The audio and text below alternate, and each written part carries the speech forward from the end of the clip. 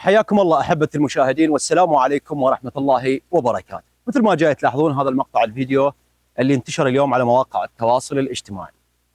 سائق ستوته يشتغل على باب الله، فجاب هاي الحجية مشتريت لها جهاز كهربائي، فجابها وإجا. إذا تلاحظون أكو طفلة صغيرة واقفة يمهم، فهو بعد ما وصل الجهاز الكهربائي للبيت الطفلة وين راحت؟ راحت ورا ستوته تلعب. فهذا وصل الجهاز ورجع شغل ستوته ورجع على البيت، فدهس البنية. فأحد المارة نبهه قال له أكو بنية وراك سحقتها، فهذا رأسا نزل شال الطفلة وركض بيها للمستشفى. أهل الطفلة وين؟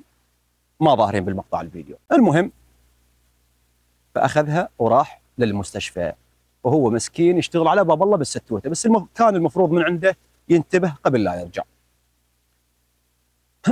المهم من خلال هذا المقطع الفيديو أحب أوصل رسالة لكل شخص جاي يشاهدني.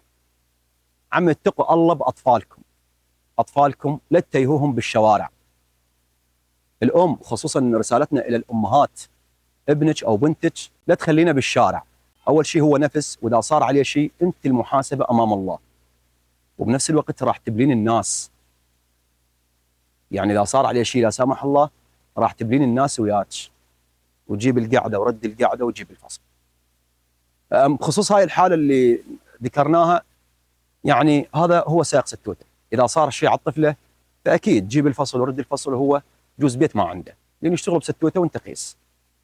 فإحنا نتمنى أنه الحذر، انتبهوا لأطفالكم. هذا جانب. الجانب الآخر أيضا أصحاب السيارات، أصحاب الستوتات، قبل لا تشغل حاول تفتر على السيارة مالتك، تفتر على الستوتة، تفقدها يا أخي. لربما طفل نايم جواها، لربما حيوان أجلكم الله، لربما شيء ثمين جواها وتسحقه. فحاول قدر الإمكان تتأكد قبل لا تطلع.